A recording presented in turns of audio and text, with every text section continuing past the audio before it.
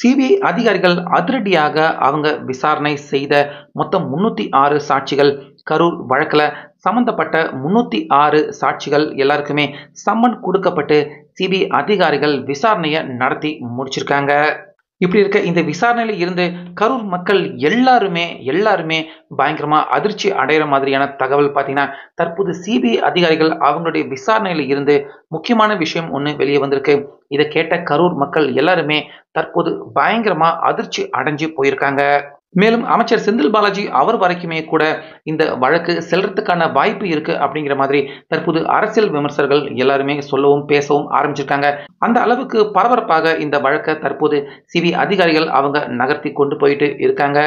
அப்படி சிபிஐ அதிகாரிகள் அவங்க விசாரணை பண்ண 306 சாட்சிகள் அவங்க கிட்ட இருந்து என்ன விஷயம் தெரிய வந்திருக்கு, இதை கேள்விப்படுறப்ப கரூர் மக்கள் எல்லாருமே கண்டிப்பா ரொம்ப பெரிய அளவுல அதிர்ச்சி அடைகிற மாதிரி ஏன் இந்த விஷயம் அமைஞ்சிருக்கு அப்படிங்கிற முழு விவரம் எல்லாத்தையுமே இந்த வீடியோவில் இப்ப பார்க்கலாம். வீடியோவை நீங்க கடைசி வரைக்கும் ஸ்கிப் பண்ணாம பாருங்க.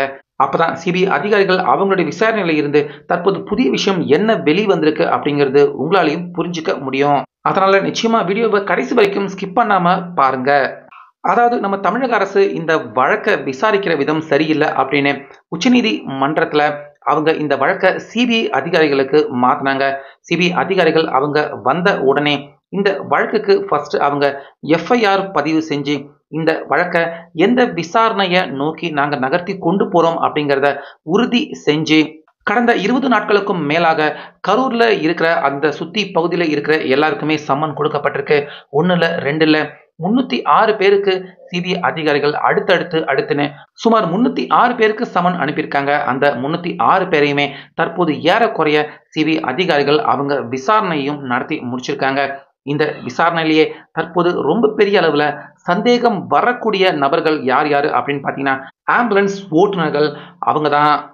அதனால சிபிஐ அதிகாரிகள் அவங்க விசாரணை பண்ண அந்த 306 பேர்ல முக்கியமாக கவனம் அதிகமாக சிபிஐ அதிகாரிகள் அவங்க எடுத்துக்கிட்டதே இந்த ஆம்புலன்ஸ் ஓட்டுநர்கள் அவங்க கிட்ட நடத்தின அந்த விசாரணை தான் பாத்தீங்கன்னா இருக்கிறதுலயே ரொம்ப ஒரு முக்கியத்துவம் வாய்ந்த விசாரணையாக இருந்திருக்கு. ஆம்புலன்ஸ் ஓட்டுநர்கள் அவங்க கிட்ட இப்ப சமீபத்துல நேத்து தான் சிபிஐ அதிகாரிகள் அவங்க விசாரணையும் செஞ்சு முடிச்சிருக்காங்க. ஸோ இந்த விசாரணையில இருந்துதான் தற்போது யாருமே எதிர்பார்க்காத முக்கியமா கரூர்ல இருக்கிற மக்கள் அவங்க எல்லாருமே ரொம்ப பெரிய அளவுல அதிர்ச்சி அடைகிற மாதிரியான தகவல்கள் வெளியே தெரிய வர ஆரம்பிச்சிருக்கு. அதாவது அப்படி ஆம்புலன்ஸ் ஓட்டுநர்கள் அவங்களுடைய விசாரணையில அவங்க எல்லாருமே ஏறக்குறைய சொல்லியிருக்க விஷயம் என்னென்ன அப்படின்னு பாத்தீங்கன்னா, நாங்க ஆம்புலன்ஸ்ல பாதிக்கப்பட்டவங்க எல்லாருமே ஏத்துனதுக்கு அப்புறமா உடனடியாக பக்கத்துல இருக்கிற மருத்துவமனை, ஒரு சில பேர் கொஞ்சம் லைட்டா பாதிக்கப்பட்டவங்க அவங்கள மட்டுமே அரசு மருத்துவமனைக்கு கொண்டு போலாம் அப்படின்னு தான் ஆம்புலன்ஸ் ஓட்டுநர்கள்ல பல பேர் நினைச்சிருக்காங்க. ஆனா ஆம்புலன்ஸ்ல ஏத்துனதுக்கு அப்புறமா அவங்களுக்கு பாத்தீங்கன்னா யாரோ ஒரு குறிப்பிட்ட நபர் அவங்க கிட்ட இருந்து முக்கியமான இன்ஸ்ட்ரக்ஷன் வந்திருக்கு.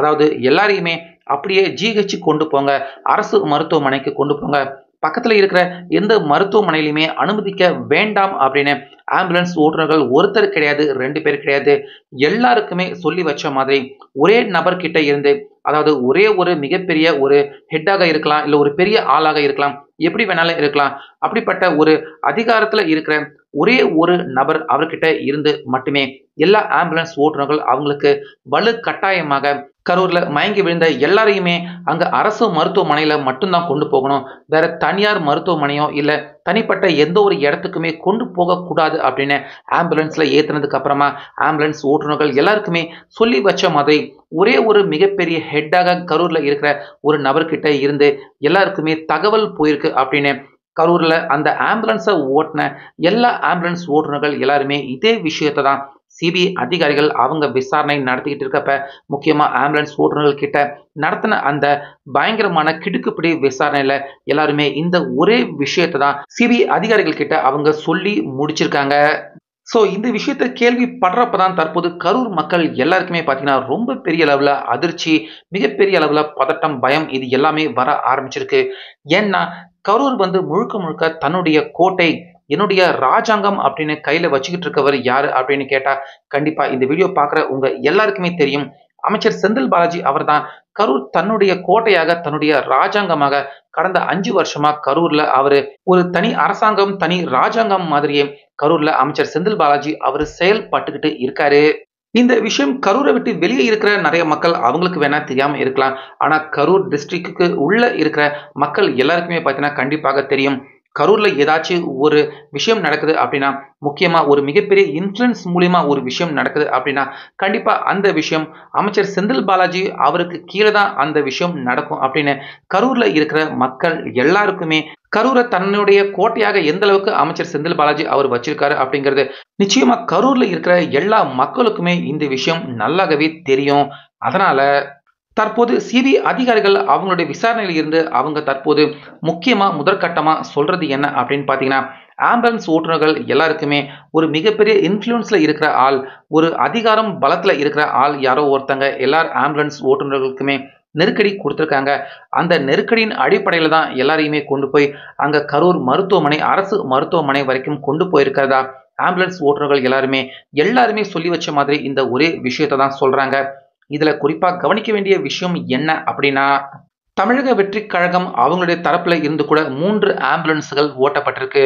அந்த ஆம்புலன்ஸ் ஓட்டுநர்களுக்கும் பார்த்தீங்கன்னா, இதே மாதிரியான ஒரு நெருக்கடி குடுக்கப்பட்டிருக்கு. அந்த ஆம்புலன்ஸ் ஓட்டுநர்கள் நம்பர கூட எப்படி கண்டுபிடிச்சாங்களோ தெரியல.